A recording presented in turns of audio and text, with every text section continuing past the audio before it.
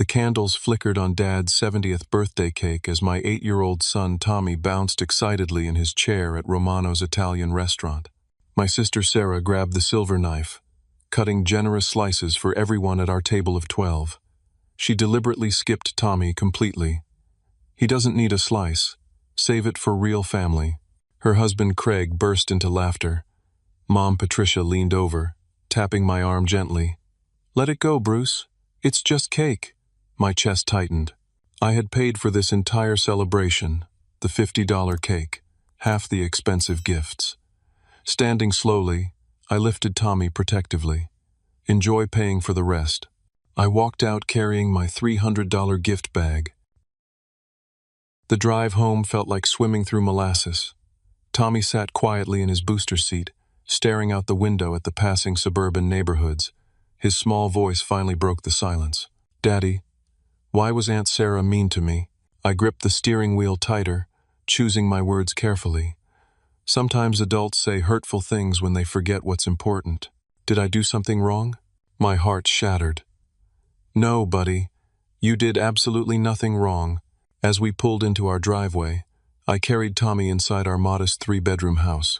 The walls were covered with his artwork from school, family photos from our camping trips, and the official adoption certificate we'd framed together 2 years ago. This was our sanctuary. Tommy had come into my life when he was 6, after I'd fostered him for 2 years following the tragic car accident that took his biological parents. No other family members existed to take him in. At 32, I was single, focused on building my software consulting business, but something about this quiet, resilient little boy changed everything I thought I knew about myself. The adoption process was lengthy and expensive, but worth every sleepless night and legal consultation. My family had seemed supportive initially. Sarah even threw us a small celebration party when the papers were finalized. But gradually, subtle comments started creeping in. Questions about whether I was ready for such a big responsibility, and suggestions that maybe Tommy would be better off with a traditional family. I pushed those memories aside and focused on the present crisis. After tucking Tommy into bed with extra hugs and reassurances, I opened my laptop in the kitchen. The familiar glow of the screen illuminated spreadsheets I knew by heart but rarely examined this closely. For the past 4 years, I had been financially supporting my entire extended family through various automated payments and arrangements. Sarah and Craig's mortgage payment of $2,400 went out automatically on the 15th of every month. Craig had been unemployed for 8 months, claiming the construction industry was too competitive while spending his days playing video games in their basement. Mom's medical expenses consumed $800 monthly. Her insurance coverage had gaps that left her vulnerable to massive bills for her diabetes medication and regular specialist appointments. Dad's retirement pension fell short of their needs by $1,500 each month, which I quietly supplemented through direct deposit to help them maintain their dignity. My younger brother Danny's student loan consolidation required $450 monthly. He'd made poor choices in college, accumulating debt for a degree he never completed. My sister Lisa's daycare costs for her twin daughters totaled $1,200 monthly. Her husband worked irregular hours at a warehouse, and they constantly struggled to afford basic childcare. The grand total of my monthly family support, $6,350. Over the course of a year, that amounted to $76,200 of my income dedicated to keeping my family afloat financially. Tommy wandered into the kitchen in his dinosaur pajamas, rubbing his sleepy eyes. "Daddy, I can't sleep. I keep thinking about the cake." I closed the laptop and knelt down to his level. "Tommy, do you know what makes a family?" He shook his head, climbing onto my lap in the kitchen chair. "A family is people who choose to love each other every single day. They support each other, celebrate together, and protect each other. Biology doesn't make a family. Love does. So we're a real family? We're the most real family I know." He smiled for the first time since the restaurant incident. "Will they stop loving me now?"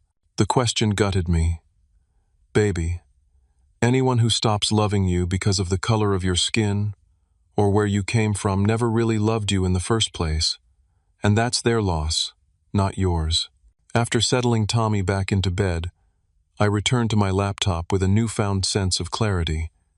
My fingers moved across the keyboard with surgical precision. I logged into my banking portal and began systematically canceling every automatic payment, every co-signed loan, every financial lifeline I'd extended to my family over the years. Sarah's mortgage auto-pay, canceled. Mom's medical insurance, secondary coverage, removed. Dad's retirement supplement, terminated. Danny's student loan co-signature, revocation notice submitted. Lisa's daycare automatic payment, stopped. Each click felt like cutting a rope that had been slowly strangling my own financial independence and self-respect. I updated emergency contact information, changed insurance beneficiaries, and removed family members from accounts they'd grown accustomed to accessing. By 2 a.m, I had systematically dismantled the entire financial web that had supported my family for years. Tomorrow, they would begin to understand exactly how much their casual cruelty toward my son had cost them. The next morning arrived with an unusual sense of calm. Tommy ate his cereal while chattering about a science project on volcanoes, seemingly recovered from yesterday's humiliation. Children possess an remarkable ability to bounce back from adult failures. My phone buzzed at 7:15 with a text from Danny. "Bro, got a weird notice about my student loan. Call me." I silenced the phone and focused on making Tommy's lunch. Peanut butter and jelly sandwiches, apple slices, and a juice box. Normal routine, normal morning. By 8:30, as I drove Tommy to Riverside Elementary School, my phone had buzzed 6 more times. Sarah had called twice, Mom once, and Lisa had sent 3 increasingly frantic messages about her daycare payment being declined. "Have a great day, buddy," I told Tommy as he jumped out at the school drop-off circle. "Remember, you're loved, you're important, and you belong everywhere you choose to be." He grinned and ran toward his classroom, backpack bouncing with each step. The drive to my home office took 20 minutes through suburban Atlanta traffic. My consulting business operated from a converted garage behind our house, equipped with high-end computer systems and multiple monitors for complex cybersecurity projects. My phone continued its relentless buzzing throughout the morning. Voice messages piled up like digital debris. Sarah's first message at 11:47 p.m. last night. "Bruce, I got some weird notification about a payment failure for our mortgage. Can you call me back? It's probably just a bank error." Mom's message at 6:23 this morning. "Honey, I'm worried about my doctor appointment next week. The insurance company called about coverage changes. Please call when you get this." Danny's text at 6:45. "Emergency. Student loan company saying something about default. Help." Lisa's voice message at 7:30. "Bruce, Little Angel's daycare called about payment issues. The twins have to stay home today. What's going on?" I turned my phone completely off and focused on work. A Fortune 500 company had contracted my firm to audit their cybersecurity infrastructure, and the deadline was approaching. Numbers and code provided a welcome distraction from family drama. Around noon, Tommy called from school using the office phone. His teacher, Mrs. Anderson, had encouraged him to check in after noticing he seemed quieter than usual during morning circle time. "Daddy, Jackson asked me to come to his birthday party this weekend. Can I go?" Jackson Martinez had become Tommy's closest friend at school. His parents, Carlos and Maria, owned a small landscaping business and had always treated Tommy with genuine warmth. They never asked intrusive questions about our family structure or made assumptions about our relationship. "Of course you can go. We'll pick out a great present for Jackson. His mom said I could stay for a sleepover after the party if you're okay with it." The contrast hit me immediately. Jackson's family welcomed Tommy unconditionally, while my own biological family questioned his place at our table. After hanging up, I spent the afternoon drafting emails to clients and reviewing security protocols. The work provided structure and purpose, 2 things that felt essential after yesterday's chaos. At 3 o'clock, Tommy burst through the front door with his usual enthusiasm. "Daddy, guess what? We learned about families in social studies today. Mrs. Anderson said families come in all different shapes and sizes, and what matters is love and taking care of each other." That's exactly right. He pulled out a piece of construction paper with crayon drawings. Two stick figures stood in front of a house with a big sun overhead. I drew our family, he announced proudly. The drawing showed just the two of us, holding hands and smiling. No extended family members, no complicated relationships. Just Bruce and Tommy, complete and happy. This is perfect, I told him, and meant every word. As evening approached, my phone remained powered off, but the doorbell provided no escape from family confrontation. At exactly 7:03 in the evening, persistent ringing echoed through the house. Through the peephole, I saw my brother Matt standing on the front porch. At 28, Matt worked as a mechanic at a local auto shop and had always been the most reasonable member of our family. His face looked unusually pale, and he clutched his smartphone tightly. I opened the door cautiously. Matt? Bruce, we need to talk. I have something you need to see. His serious tone sent warning signals through my system. Matt rarely involved himself in family drama, preferring to stay neutral and focus on his own life. Come in, I said, stepping aside. Tommy looked up from his coloring books at the kitchen table. Hi, Uncle Matt. Hey there, buddy, Matt replied, but his smile seemed forced. I led Matt into the living room where we could speak privately. He sat heavily on the couch and held up his phone screen. Bruce, I'm about to show you something that's going to hurt, but you need to know what's been happening behind your back. The screenshot displayed a group chat titled, Frank's Birthday Planning. My stomach dropped as I realized I wasn't included in this family conversation about my own father's birthday celebration. How long has this group existed? I asked. About a month, since Mom suggested we coordinate the party details. Matt scrolled to the beginning of the conversation thread. The messages were time-stamped over the past 4 weeks, and each one felt like a dagger. Sarah. Can't believe Bruce thinks that kid belongs at family events? Craig. Tommy's not even the same race. So obvious he's not really ours. Lisa. Why does Bruce get to play daddy with a stranger while we struggle financially? Danny. That adoption money could have helped all of us instead of going to some random kid. Mom. Boys, we should be grateful Bruce helps us financially. Sarah. Mom, he only adopted to look good at work. Diversity points for his business. Craig. Bet he claims big tax benefits too. Smart business move. Dad. Kid seems nice enough, but family is family, and blood matters. Sarah. Let's make sure Tommy knows his place at the party. Nausea overwhelmed me as I read message after message of casual cruelty toward my son. These people had smiled at Tommy, brought him Christmas presents, and pretended to care about his well-being while privately discussing him like an unwanted burden. Daddy, what's diversity points? I spun around to find Tommy standing in the doorway, having overheard our conversation. His innocent question shattered something inside my chest. Matt's face crumpled with regret. I'm sorry, Bruce. I tried to defend you both in the chat, but they kicked me out of the group after I called them out. How long has this been going on? The chat? Just this month. But the attitudes? Probably since the adoption was finalized. Matt showed me additional screenshots revealing the depth of their planning. They'd coordinated to make Tommy feel excluded at family events, discussed ways to convince me that adoption was too expensive and unfair to the rest of the family, and even debated whether I should consider changing Tommy's status from adoption to temporary guardianship to save money. There's more, Matt said reluctantly. He scrolled to a second set of screenshots showing a newer group chat titled Operation Get Bruce Back. The messages were from this morning, after my family had discovered their financial support had been terminated. Sarah. He's being dramatic. He'll cave when he realizes we actually need this money. Craig. Let's all apologize for the cake thing and promise to include the kid more. Dad. Bruce has always been soft-hearted. A little guilt will bring him around. Lisa. What if we bring up how much the family means to him? Danny. I'll tell him I can't afford groceries without the loan help. Mom. Maybe I should mention my medication costs. The manipulation strategies were laid out like a military campaign. Each family member had been assigned specific emotional appeals designed to pressure me back into financial submission. Tommy approached cautiously, sensing the gravity of our conversation.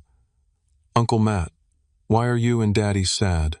Matt knelt down to Tommy's eye level. "Sometimes adults say and do things that aren't very nice, but that doesn't mean anything is wrong with you, okay? You're awesome exactly the way you are." "I know," Tommy replied with surprising confidence. "Daddy tells me that every day." After Matt left with promises to keep me informed about any additional family schemes, I sat Tommy down for an age-appropriate explanation of what we'd discovered.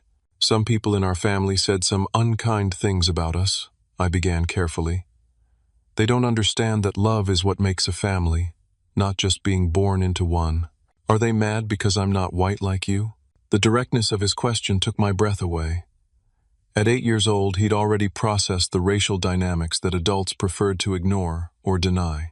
"Some people have trouble accepting differences," I admitted, "but that's their problem to solve, not ours. Will you still love me, even if they don't?" "Tommy, I will love you every single day for the rest of my life, no matter what anyone else thinks or says. You are my son, period." That night, as I tucked him into bed, Tommy asked one final question that revealed wisdom beyond his years. "Daddy, are we going to be okay without them?" "We're going to be better than okay," I promised. "We're going to be happy." The following morning brought an escalation I hadn't anticipated.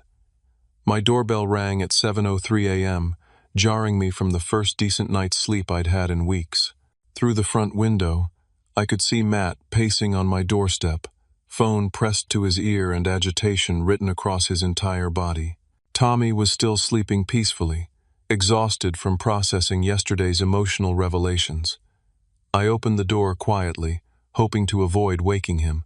"Bruce, you need to see this immediately," Matt whispered urgently. The family group chat exploded overnight. I poured coffee while Matt pulled up screenshots on his phone. His hands were actually shaking as he scrolled through message after message of family members revealing their true feelings about Tommy and our relationship. "They think I'm still blocked from the main chat," Matt explained, "but Lisa added me back accidentally when she created a new thread. I've been watching them plan their next moves." The screenshots revealed conversations that had been happening parallel to the birthday party planning, dating back almost 6 months. My family hadn't just been tolerating Tommy.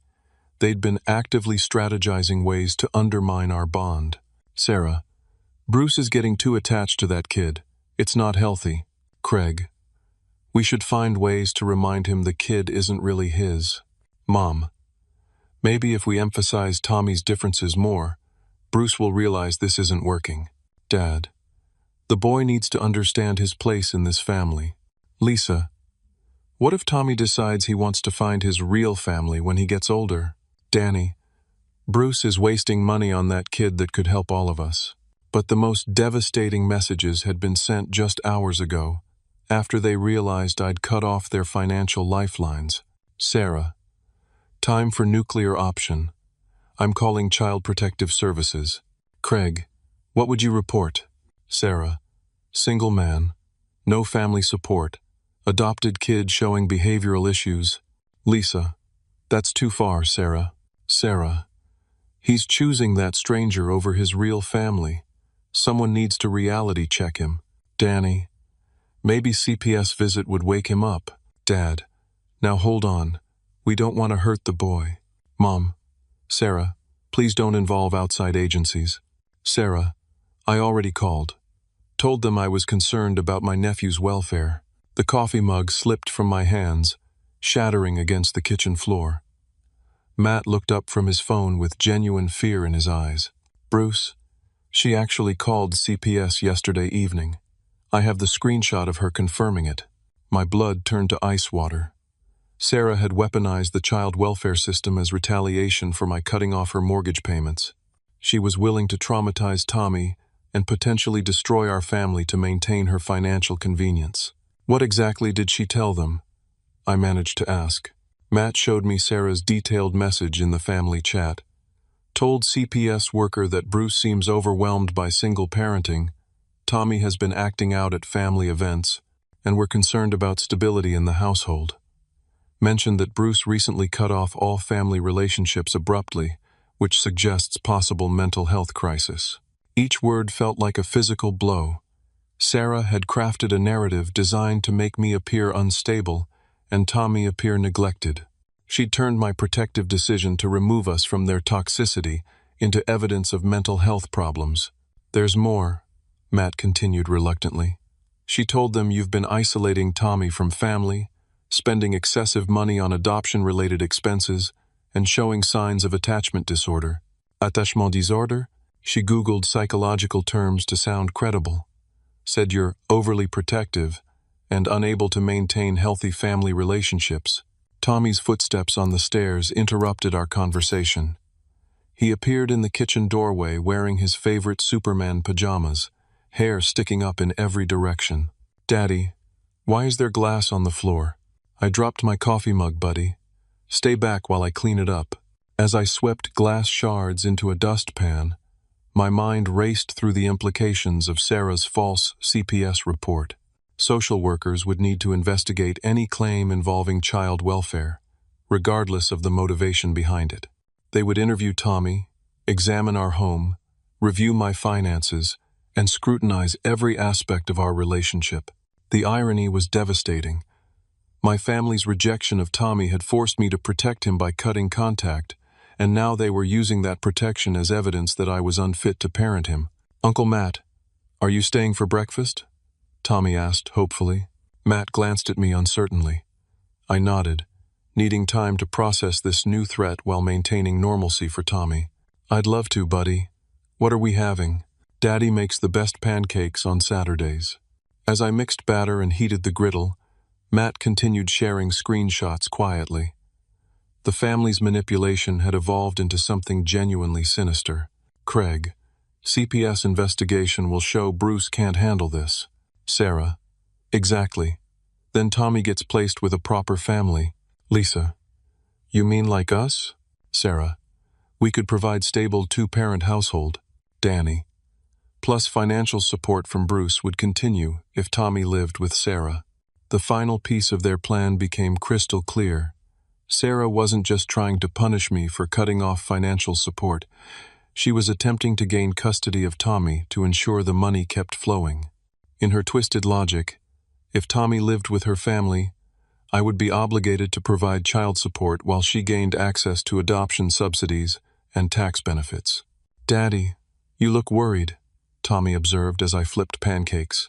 "Just thinking about some grown-up problems, buddy. Nothing you need to worry about." But internally, I was calculating my next moves. I needed to contact my attorney immediately, document all evidence of my family's harassment and false reporting, and prepare for a potential CPS visit that could happen at any time. Matt leaned closer while Tommy focused on his breakfast. "Bruce, there's something else.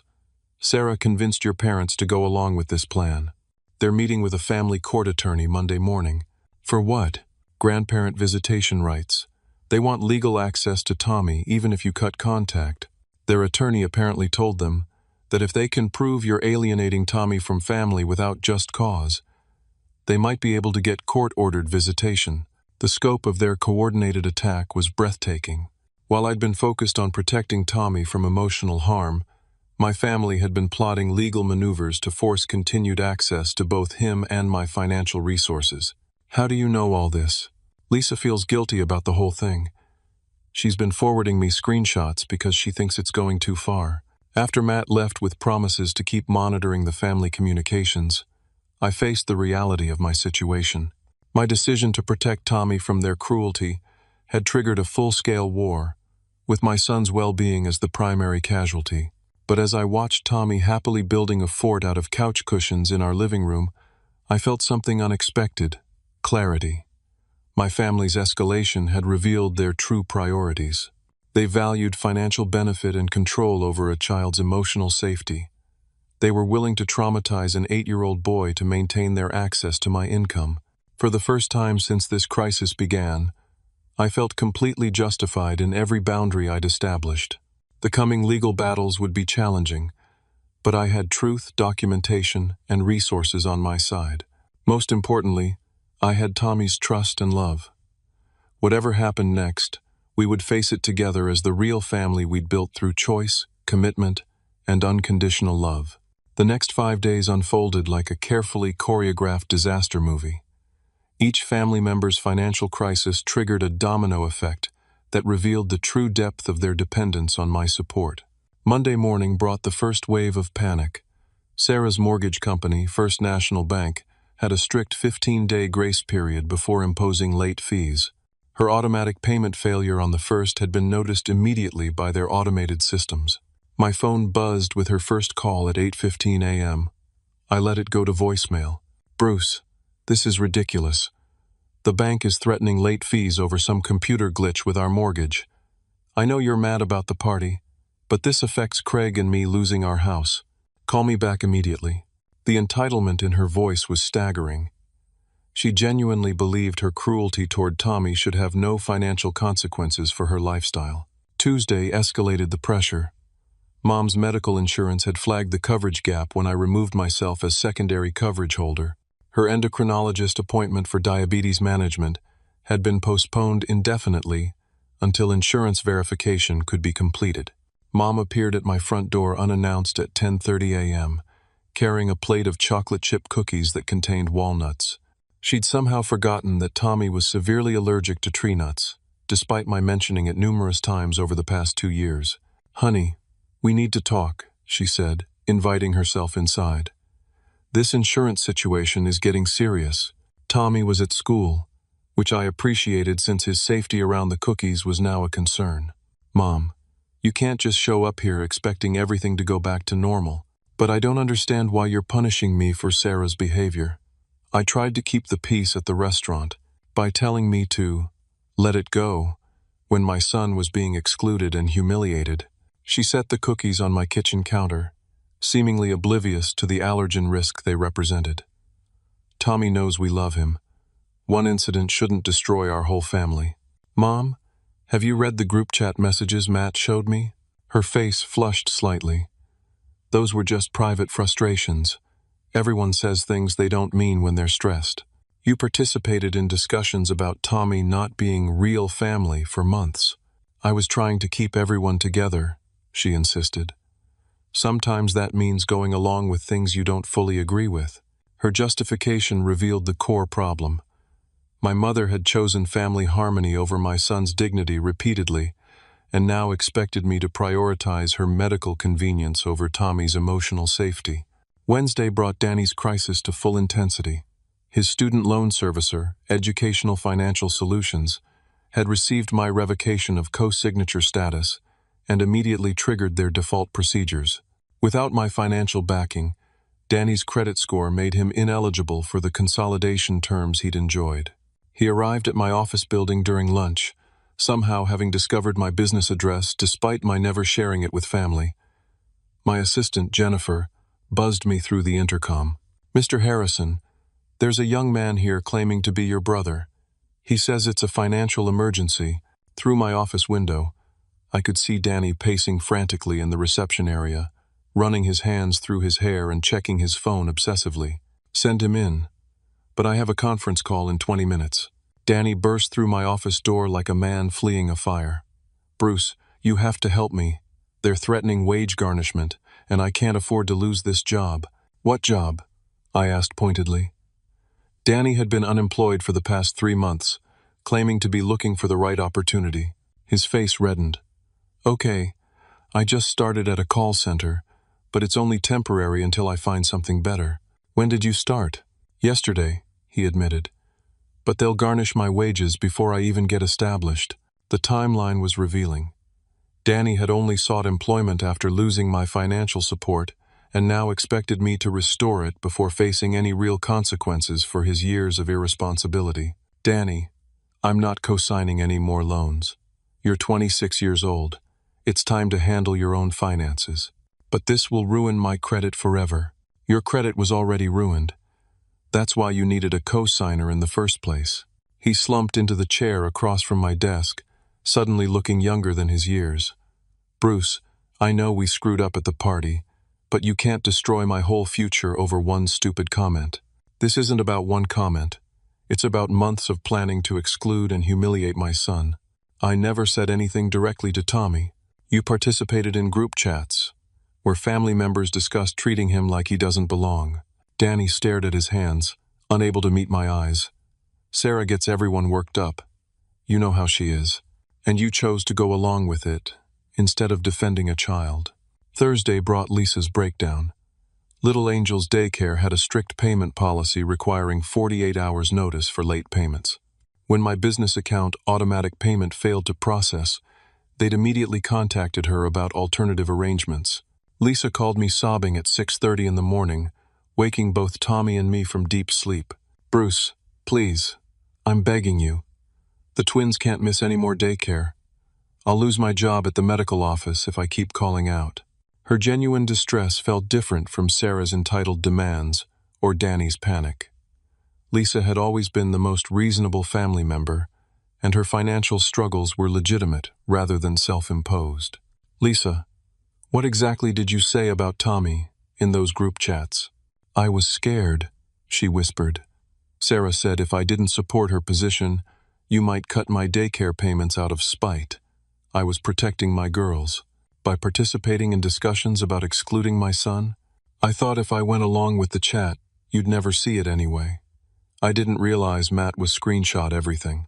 Her logic revealed the complex web of financial intimidation my family had created. Each member felt pressured to maintain Sarah's good graces because they believed she had influence over my financial decisions. "Lisa, I need to ask you something directly. Do you believe Tommy belongs in our family?" A long pause filled the phone line. "Yes," she finally said. "I've always thought he was lucky to have you as a dad, but I was afraid to say that in the group chat." "Why?" "Because Sarah gets vengeful when people disagree with her, and I couldn't risk losing daycare support for my daughters." Friday brought the most disturbing escalation. Dad suffered what his doctor called stress-induced heart palpitations after discovering the scope of their financial crisis.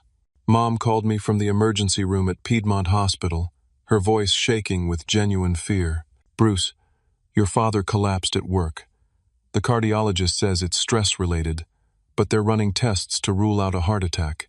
Despite everything that had happened, hearing about Dad's health scare triggered my protective instincts. He was 70 years old, and I didn't want family drama to seriously harm his health.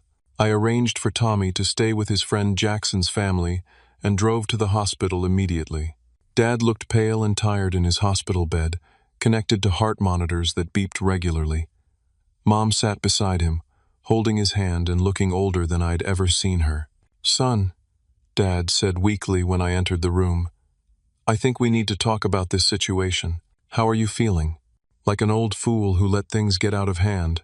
Mom squeezed his hand. "Frank, don't stress yourself." "Patricia, I need to say this." He looked directly at me. "I failed Tommy as a grandfather. I failed you as a father, and I nearly destroyed this family by going along with Sarah's nonsense." His admission caught me completely off guard. Throughout this entire crisis, Dad had remained relatively quiet while Sarah dominated family conversations. "Dad, you need to focus on getting better." "No, I need to fix this before it's too late. That little boy didn't deserve what happened at my birthday party. And you didn't deserve to have your generosity thrown back in your face." Mom started crying quietly. "We just wanted everyone to get along. But sometimes keeping peace means letting wrong things happen." "Patricia, we enabled Sarah's bad behavior for years because it was easier than confronting her," Dad said firmly. "Now Bruce is protecting his son the way we should have protected him." The conversation was interrupted by Dr. Chen, Dad's cardiologist, who wanted to discuss the test results privately with family members. "Mr. Harrison's cardiac function is normal," she explained in the hallway. "However, his blood pressure is dangerously elevated due to stress. If he doesn't reduce the sources of stress in his life, he's at significant risk for stroke or heart attack." Mom gripped my arm. "Bruce, please don't let family problems kill your father." Her words hit me like a physical blow. I'd been so focused on protecting Tommy that I hadn't considered the health implications for my elderly parents. But as I drove home that evening, I realized the situation was more complex than guilt manipulation. Dad's stress wasn't caused by my boundaries. It was caused by Sarah's escalating retaliation and the family's financial panic. The real question was whether my family would choose Tommy's well-being and honest relationships over Sarah's drama and financial convenience.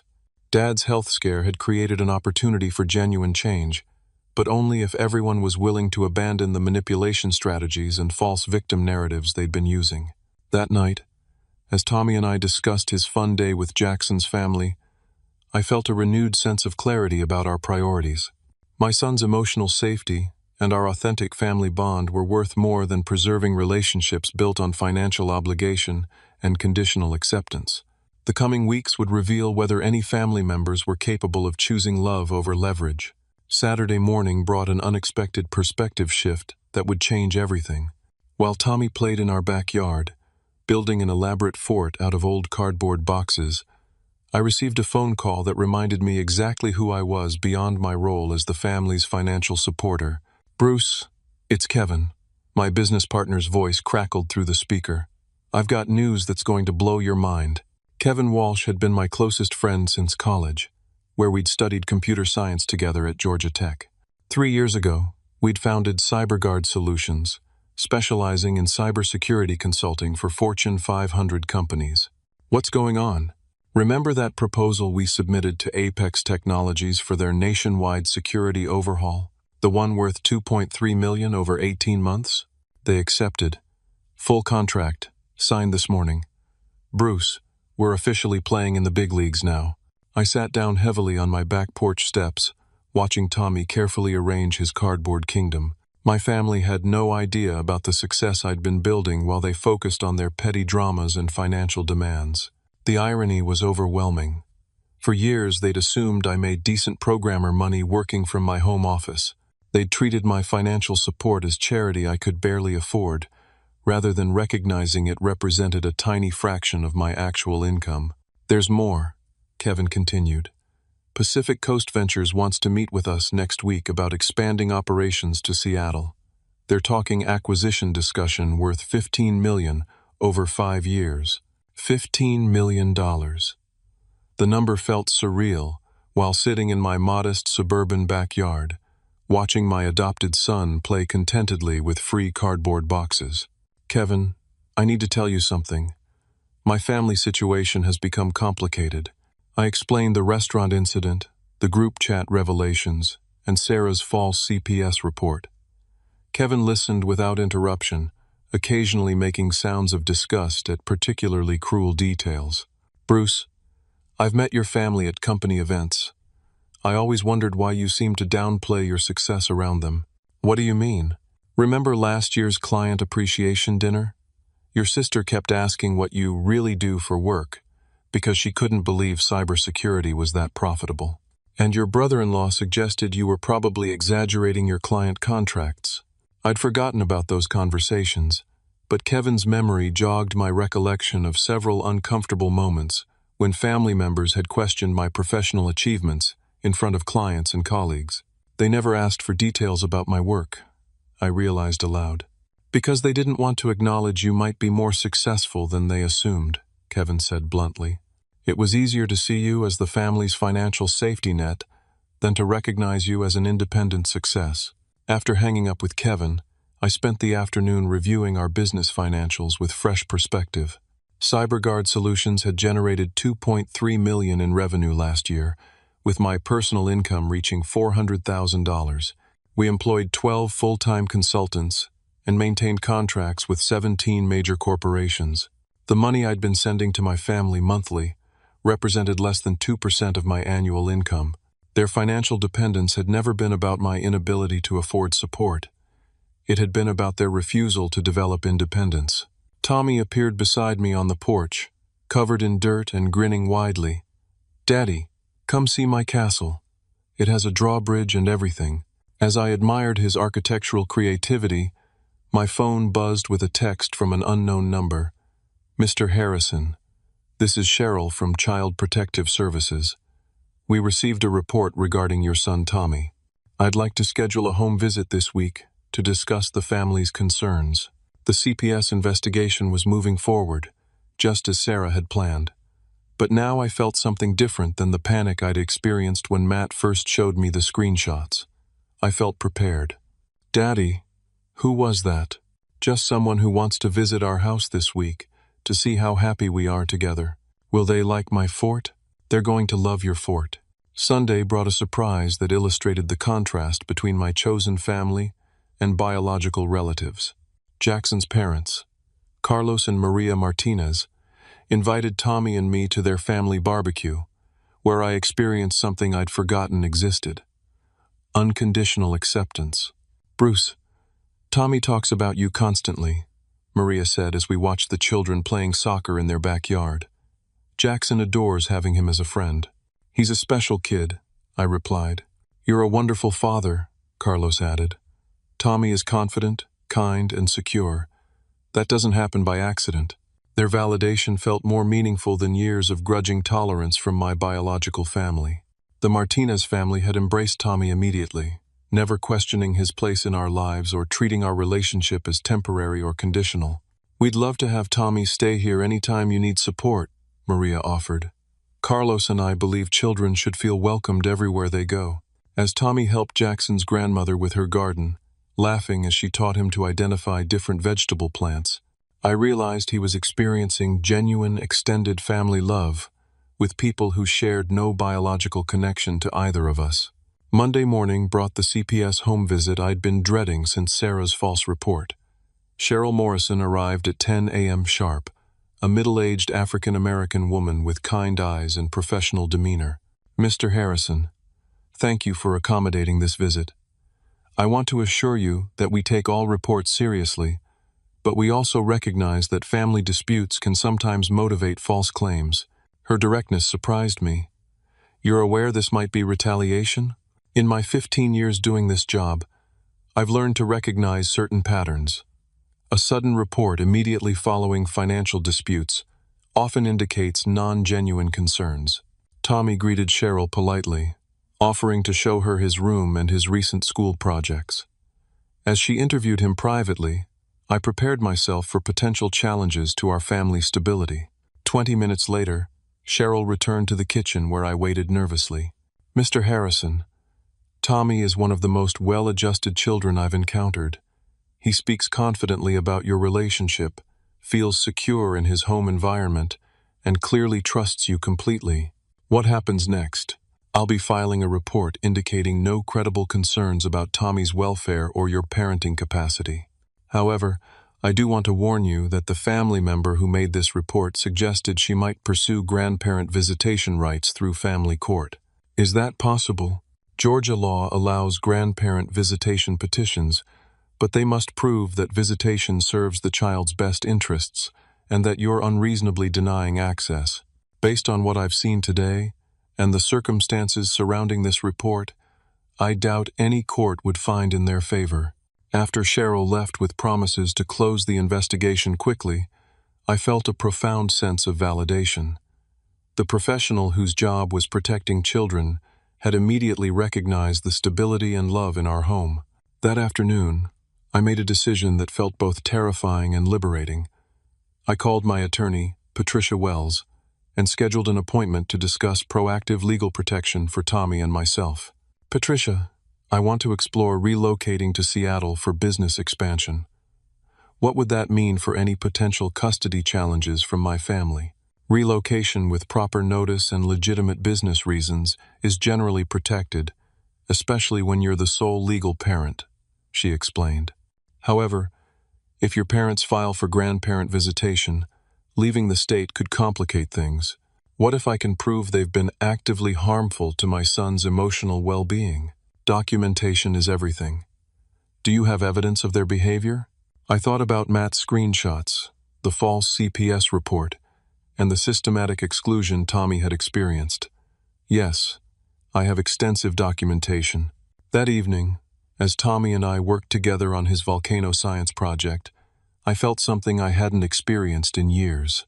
Complete freedom to prioritize our happiness without guilt or obligation to people who'd never truly accepted us.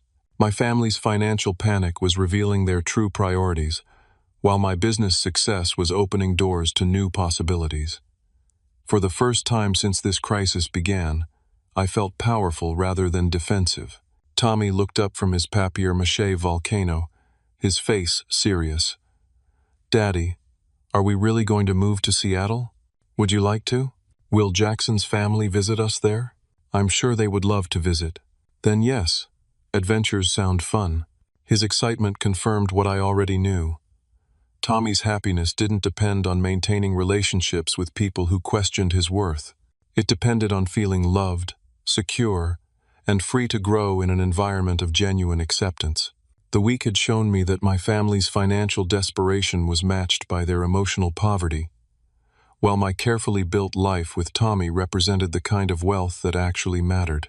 Tuesday morning brought an unexpected development that would change the entire dynamic of our family crisis. My attorney, Patricia Wells, called with news that shifted the power balance completely in our favor. Bruce, I've been researching your family's legal threats, and I think it's time for us to go on the offensive instead of remaining defensive. What do you mean? Georgia has strong laws against filing false reports with Child Protective Services. Your sister's documented lies to CPS constitute a misdemeanor offense. Additionally, if we can prove coordination between family members to harass you through legal systems, we can pursue restraining orders. The possibility of my family facing legal consequences for their behavior had never occurred to me. I'd been so focused on protecting Tommy that I hadn't considered we might have grounds for prosecution. What would you recommend? Schedule a family meeting with all parties present, their legal counsel if they choose, and myself as witness. Present them with documented evidence of their harassment, false reporting, and manipulation attempts. Give them one opportunity to resolve this civilly before we pursue legal remedies. The strategy felt risky, but necessary. My family's escalating tactics required a definitive response that would either restore healthy boundaries or end relationships permanently. Patricia, I want to include one additional element. I'm prepared to offer financial settlement for any family member willing to sign a no-contact agreement regarding Tommy. Explain what you're thinking. Pay off Sarah's mortgage in exchange for permanent no contact. Cover Mom's medical expenses for 6 months if she agrees to supervised visitation only. Resolve Danny's student loans if he completes addiction counseling and maintains steady employment. You're offering significant money for them to leave you alone? I'm offering them financial security in exchange for Tommy's emotional security. If they choose money over relationship, at least the choice will be explicit. Wednesday afternoon, I sent formal invitations through my attorney's office for a family meeting scheduled at Patricia's law firm conference room. The message was brief and professional. Family meeting to resolve outstanding disputes and establish future boundaries. Legal counsel, welcome. The responses revealed each family member's current desperation level. Dad called within an hour. Son, we'll be there. Your mother and I want to fix this situation. Lisa texted, Bruce, I hope we can work things out. I miss Tommy. Danny sent a long email apologizing for his mistakes and promising to do better. Sarah's response came through her own attorney. My clients will attend but reserve all legal rights regarding grandparent visitation and Mr. Harrison's pattern of financial manipulation. Her threat confirmed that she was still planning legal action rather than genuine reconciliation. Thursday evening, I sat Tommy down for the most important conversation we'd had since the adoption was finalized. Buddy, tomorrow we're going to meet with our family to talk about how we want them to be part of our lives going forward. Will Aunt Sarah apologize for being mean about the cake? I don't know. But whatever happens, I want you to remember that you get to choose who you spend time with as you grow up. Even family? Especially family. Just because someone is related to us doesn't mean they get to treat us badly. Tommy considered this seriously. What if some of them want to be nice now? Then we'll see if they can prove they've really changed by how they act, not just what they say. Friday afternoon at 2 p.m., we gathered in Patricia Wells' conference room at Morrison, Wells and Associates downtown. The setting was intentionally formal, designed to emphasize the seriousness of our situation. Dad and Mom arrived together, both looking older and more fragile than I remembered. Dad's recent health scare had clearly affected him, but he sat straighter when he saw Tommy enter the room holding my hand confidently. Lisa came alone, having arranged childcare for her twins. She smiled tentatively at Tommy, who waved back politely, but stayed close to me. Danny appeared nervous but cleaned up, wearing a button-down shirt I'd never seen before. He'd apparently started taking our crisis seriously enough to improve his appearance. Sarah and Craig arrived with their attorney, Jennifer Chen, a sharp-faced woman in an expensive suit who immediately began taking notes. Sarah's expression remained defiant, while Craig looked uncomfortable being involved in formal legal proceedings. Matt had requested permission to attend as a witness, since he'd been the one to expose the group chat conspiracies. His presence seemed to make several family members nervous. Patricia began with a presentation of documented evidence that stunned everyone except Matt and myself. She'd prepared a comprehensive timeline of harassment, including screenshots of group chat messages, records of false CPS reporting, evidence of coordinated manipulation attempts, and documentation of threats regarding legal action. "Ladies and gentlemen," Patricia announced, "what we have here is a clear pattern of harassment directed at Mr. Harrison and his son in retaliation for his setting financial boundaries. Under Georgia law, several of these actions constitute criminal misdemeanors." Sarah's attorney whispered urgently in her client's ear, but Sarah's expression remained stubborn. "Furthermore," Patricia continued, "filing false reports with Child Protective Services carries penalties including fines up to $1,000 and potential jail time. We have documented evidence that Mrs. Craig fabricated concerns about child welfare solely to pressure Mr. Harrison into resuming financial support." "That's not true," Sarah burst out. "I was genuinely worried about Tommy's stability." Patricia calmly read from printed CPS interview transcripts. Mrs. Craig admitted to the investigating social worker that her primary concern was Mr. Harrison's sudden change in family relationships and that she believed financial stress might be affecting his parenting. The room fell silent as the implications sank in. Sarah had essentially confessed that her CPS report was motivated by financial concerns rather than child welfare. "What do you want from us?" Dad asked quietly. I stood up, holding Tommy's hand. "I want acknowledgement that Tommy is my son and deserves the same respect as any other family member. I want apologies for the pain you've caused him. And I want guarantees that this harassment will stop immediately." "And if we provide those things?" Mom asked hopefully. "Then we rebuild relationships slowly, with clear boundaries and supervised contact until trust is restored." Sarah laughed bitterly. "So we have to earn the right to see our own family?" "Sarah," I said firmly, "you forfeited your automatic access to my son when you publicly humiliated him and then tried to use Child Protective Services as a weapon against us. He's not your real son anyway." The conference room erupted. Dad shouted Sarah, "That's enough," while Mom started crying. Lisa covered her face with her hands, and Danny stared at his sister in horror. Tommy looked up at me calmly. "Daddy, she's still being mean." "Yes, buddy. Some people don't know how to stop being mean, even when it hurts them." Patricia regained control of the meeting. "Mrs. Craig, your statement has been recorded and will be included in our documentation. Mr. Harrison, please present your final offer." I'd prepared 3 different settlement options, depending on each family member's willingness to change. For Sarah and Craig, I will pay off your entire mortgage balance of $47,000 in exchange for a legal no-contact agreement. You will have no further communication with Tommy or myself, and you will cease all legal actions. Sarah's eyes widened. Her mortgage payoff would free her from financial stress while permanently removing her from our lives. For Mom and Dad, I will cover all medical expenses and provide supplemental retirement income for 6 months while you attend family counseling. After successful counseling completion, you'll have supervised visitation with Tommy once monthly. For Danny, I will resolve your student loan debt of $18,000 if you complete addiction counseling and maintain steady employment for 6 months. Your relationship with Tommy resumes only after demonstrating consistent personal responsibility. For Lisa, I will cover daycare expenses for 3 months while you decide whether you can accept Tommy as a full family member. If yes, our relationship continues normally. If no, we end contact permanently but amicably. The room was silent as everyone processed their options. Each offer provided significant financial relief in exchange for either behavioral change or permanent separation. What about grandparent rights? Sarah's attorney asked. Any family member who accepts financial settlement waives all future legal claims, including grandparent visitation, Patricia replied.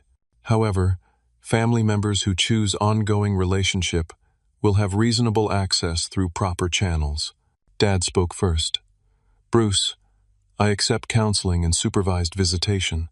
I want to learn how to be the grandfather Tommy deserves. Mom nodded tearfully. I've been a coward about confronting bad behavior. I want to change that. Lisa raised her hand tentatively. I don't need the daycare money. Tommy is my nephew, period. I should have defended him from the beginning.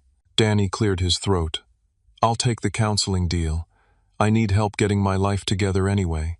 All eyes turned to Sarah and Craig. They huddled with their attorney for several minutes before Sarah stood up angrily. This is blackmail. You're trying to buy your way out of family obligations. Sarah, I said calmly, I'm offering you financial freedom in exchange for leaving us alone. That's exactly what you've always wanted. What I want is for you to stop pretending that adopted kid is the same as real family. Craig tugged his wife's sleeve. Sarah, maybe we should take the deal. Absolutely not. We'll see you in family court for grandparent rights. She stormed out with Craig reluctantly following, their attorney gathering papers quickly. Patricia smiled grimly. Mr. Harrison, I believe we just made our harassment case significantly stronger. The remaining family members spent an additional hour discussing specific terms for rebuilding relationships. Dad and Mom seemed genuinely committed to change, while Lisa's immediate acceptance of Tommy felt authentic. Danny's situation required more careful monitoring, but his willingness to address underlying problems suggested potential for growth. As we prepared to leave, Tommy approached his grandfather tentatively. Grandpa Frank, will you really learn how to be nice to me? Dad knelt down stiffly, his eyes filling with tears. Tommy, I promise to spend every day trying to be the grandfather you deserve. I'm sorry I failed you before. It's okay. Daddy says people can change if they really want to. Watching this interaction, I felt the first genuine hope I'd experienced since this crisis began. Some family relationships could be salvaged through honest effort and accountability. Others would need to end for everyone's well-being. But for the first time in weeks, Tommy and I were moving forward from a position of strength rather than defensive protection. 3 months later, our life had transformed in ways I couldn't have imagined during those dark days following Dad's birthday party. The legal battles were resolved, relationships had been rebuilt on healthier foundations, and Tommy was thriving in an environment of genuine acceptance and love. The most significant change was geographical. Kevin and I had accepted the acquisition offer from Pacific Coast Ventures, and CyberGuard Solutions was now operating as their premier cybersecurity division with offices in Atlanta and Seattle. I'd chosen to relocate our primary operations to Seattle, giving Tommy and me a fresh start 3,000 miles away from family drama. Our new home in Bellevue overlooked Lake Washington, with mountain views that took Tommy's breath away every morning. He'd adapted to his new school, Eastgate Elementary, with remarkable resilience, making friends quickly and excelling in advanced math and science programs. Daddy, Jackson's family is coming to visit next month, Tommy announced as he burst through our front door after school. The Martinez family had become our chosen extended family, with Carlos, Maria, and Jackson planning their first trip to Seattle for spring break. That's wonderful, buddy. We'll have to show them Pike Place Market and the Space Needle, and my new fort in the backyard. Tommy's enthusiasm for life had returned completely. The confidence that had been shaken by my family's rejection had been restored through positive relationships and experiences that affirmed his value exactly as he was. The legal resolution with my family had unfolded exactly as Patricia predicted. Sarah and Craig had attempted to file for grandparent visitation rights, but their case was dismissed when the judge reviewed evidence of their harassment and false CPS reporting. The documented group chat messages, combined with Sarah's recorded statements during our family meeting, had convinced the court that contact with them was not in Tommy's best interests. Sarah had ultimately accepted the mortgage payoff settlement, but only after facing potential criminal charges for filing false reports. She and Craig had moved to Florida to live with his parents, severing contact with our entire family permanently. Their departure had actually improved family dynamics for everyone else. Dad had embraced family counseling with surprising enthusiasm. Dr. Michelle Roberts, our therapist in Atlanta, had helped him understand how his passive enabling of Sarah's behavior had contributed to toxic family patterns. He now called Tommy every Sunday evening for video chats, sharing stories about his own childhood and asking genuine questions about Tommy's interests and experiences.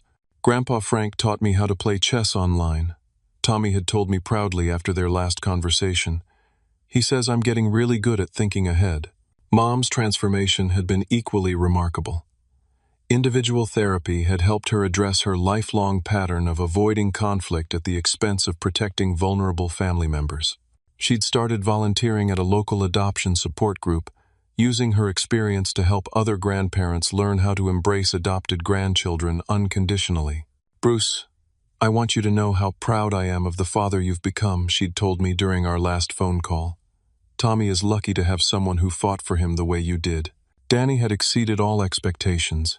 He'd completed addiction counseling, maintained steady employment at a software development company, and had even started dating someone he'd met in group therapy.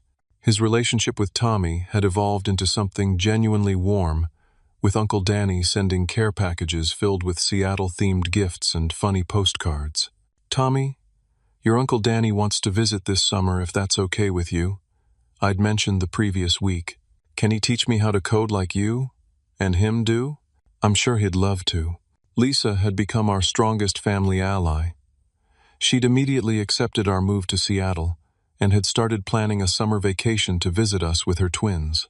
Her genuine remorse about the group chat situation had led to honest conversations about family loyalty versus moral courage that had strengthened our relationship considerably. But the most meaningful changes were happening in Tommy's daily life. His new friend group at Eastgate Elementary included children from diverse family structures, single parents, same-sex couples, blended families, and other adoptive families. For the first time, Tommy felt completely normal in his family configuration. His teacher, Mrs. Patterson, had called me the previous month with feedback that filled my heart with pride. "Mr. Harrison, Tommy shows remarkable emotional intelligence for his age. He's naturally inclusive with new students and seems to have a special talent for helping children who feel different or left out." The qualities that my biological family had seen as deficits, Tommy's difference and adopted status, had actually become sources of strength and empathy that enriched his social relationships. My business success had continued expanding beyond my expectations. The Seattle cybersecurity market was booming, and our client base had grown to include major tech companies, healthcare systems, and financial institutions. The acquisition had provided financial security that made my family's previous dependence seem almost trivial in retrospect. But more importantly, professional success had given me the confidence to prioritize Tommy's well-being over family expectations without guilt or second-guessing. I'd learned that protecting my son from emotional harm was not selfish. It was essential parenting. Kevin had become like an uncle to Tommy, regularly joining us for weekend hiking trips in the Cascade Mountains. His own children, ages 7 and 9, had embraced Tommy as an instant cousin, creating a professional family network that felt more authentic than many biological relationships I'd experienced. "Uncle Kevin, look what I found," Tommy shouted from ahead on the trail, holding up an interesting piece of granite with quartz crystals embedded throughout. "That's a keeper, buddy. We'll add it to your rock collection when we get home." Watching Tommy explore nature with enthusiasm and confidence, surrounded by adults who celebrated his curiosity rather than questioning his place in their lives, reminded me daily that we'd made the right choice in prioritizing authentic relationships over obligatory ones. The most healing moment had come 2 weeks ago, when Tommy and I visited the Seattle Center for a children's adoption awareness event. Tommy had volunteered to speak about his experience, wanting to help other children understand that adoption creates real families built on love rather than biology. Standing at the podium in front of 100 people, my 8-year-old son had spoken with wisdom that amazed the audience. Some people think adopted kids aren't as good as regular kids, but that's not true. My daddy chose me special, and I choose him back every day. That makes us even more family than people who just got born to each other. The standing ovation had brought tears to my eyes, but Tommy's confident smile had filled me with profound gratitude for the journey that brought us to this moment of strength and clarity. That evening, as we sat on our deck overlooking Lake Washington, watching the sunset paint the mountains in shades of gold and purple, Tommy asked me a question that revealed how much he'd grown. "Daddy, do you think Aunt Sarah will ever learn to be nicer?" "I don't know, buddy. Some people choose to hold on to anger instead of learning to love better. I hope she learns someday. But I'm glad we don't have to wait for her to be happy." His mature perspective on forgiveness without enabling bad behavior showed me that our difficult experience had taught him valuable lessons about boundaries, self-worth, and the difference between unconditional love and unconditional tolerance. As I tucked him into bed that night, Tommy offered his own life lesson that perfectly captured what we'd learned together. "Daddy, I think family is like a garden. You have to plant good seeds, water them with love, and pull out the weeds that try to hurt the flowers." His metaphor was profound. We'd pulled out the toxic relationships that threatened our growth, nurtured the connections that helped us flourish, and planted ourselves in new soil where we could bloom fully. Looking back on that devastating birthday lunch 6 months ago, I realized that Sarah's cruelty had actually been a gift in disguise. Her public rejection of Tommy had forced me to choose between my son's emotional safety and family tradition. Choosing Tommy had led us to this life of authentic relationships, professional fulfillment, and genuine happiness. The pain of losing some family relationships had been real, but the joy of keeping the ones worth preserving while building new chosen family connections had been transformative. Tommy was thriving academically, socially, and emotionally. He felt secure in his identity as my son, and confident in his place in our carefully chosen community. The questions about belonging that had haunted him after the restaurant incident had been replaced by certainty about his value and purpose. I'd learned that protecting the people we love sometimes requires disappointing the people we're related to. That lesson had made me a better father and a stronger person. Our story wasn't about blood versus choice, or biological family versus adopted family. It was about the courage to demand respect for the people we love and the wisdom to build relationships on foundations of mutual care rather than obligation or convenience. Every morning when Tommy rushed to the kitchen excited about his day, every evening when he shared stories about friends who accepted him completely, and every weekend when he spoke proudly about my dad Bruce to new people we met, I felt grateful for that painful birthday lunch that had forced us to choose love over loyalty. We'd chosen well. Have you ever had to choose between protecting someone you love and keeping peace with family members? Family relationships can be incredibly complex, especially when children are involved and different people have different ideas about what family means.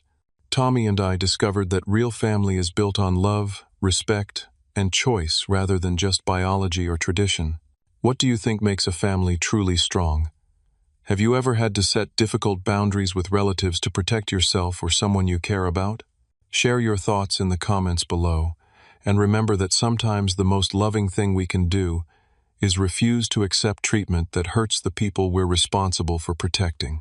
If this story touched your heart, or reminded you of your own experiences with family challenges, please give it a thumbs up and share it with others who might need to hear Tommy's message about chosen family and unconditional love.